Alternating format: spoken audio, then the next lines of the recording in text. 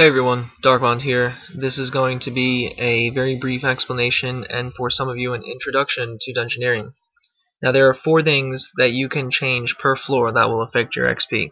The complexity from 1 to 6, the size of the floor from small, medium, or large, the amount of people with you from 0, so you're soloing, up to 4 people with you for 5 people in the party total, and the higher the floor number, anywhere from 1 to whatever your maximum is. Now, you want to C1 rush basically the bottom 2/3 of your ring up until you're around level 80. Once you're level 80, just C1 1 to 29 and then do 30 to your maximum on large. Whenever you do larges, you should really have 5 people. You want to have the maximum number of people and do the maximum size dungeon so you can get the best XP.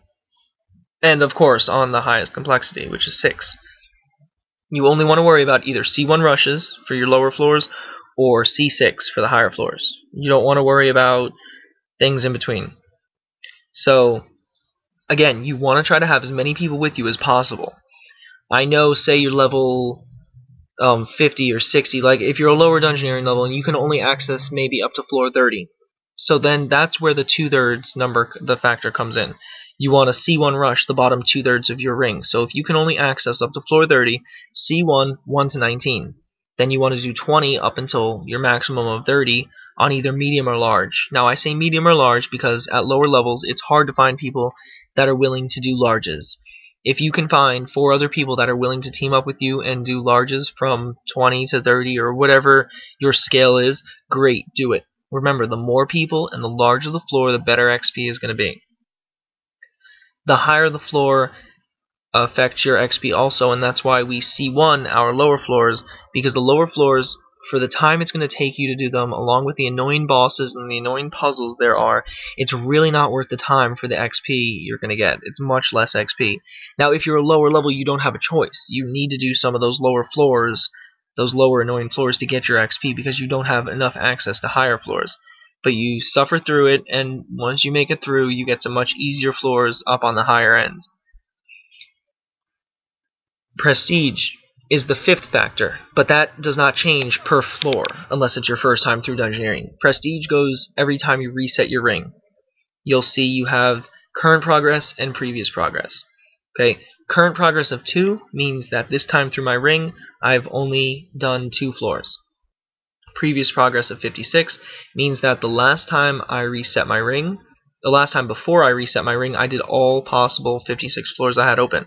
Okay, I have 1, 2 ticked off, so that is my current progress. You always want to do every possible floor you can before resetting. The higher your prestige, the better XP you're going to get. But like I said, you can't change that per floor like you can the other 4 factors. That goes by ring reset. So do not reset until you've done all possible floors you have. Once again, you C1 rush the bottom 2/3 of your ring. Unless you're 80 plus, then you just do 1 to 29 on C1 and 30 plus on large. So I really hope this has helped you. If you have any questions, feel free to leave them here as comments. Like the video if this has been helpful to you. You may also contact me in game. Like I've said before, I almost always have my chat on. So if you'd like to ask me a question, go right ahead if you see me online. Also, if you're going to ask me to Dungeoneer with you, 1 to 29, floors 1 to 29 are generally C1'd at higher Dungeoneering levels. However, I do my C1s after I finish all my other floors. So I currently have 2 floors done, and this is as of April 7th at 6:30 in the morning for me. So I haven't done 1 to 29 yet. When I Dungeoneer, I'm going to do 30 to 56. Once I have those done, then I'll be forced to C1 before I can reset. If you catch me before I reset, whatever time, and you have a team, please don't ask me to make a team with you, or ask to join my team. I don't mean to sound mean, but I go with a very particular group. So if you have a team together and you'd like me to come help you, I don't mind if I have those floors open. Please don't expect me to stay for like 6 hours out of the day also, or expect me to get you from like 50 to 70 Dungeoneering. I'll do what I can to help you in the time that I'm able to. So I hope this was helpful. I don't remember if I said this already.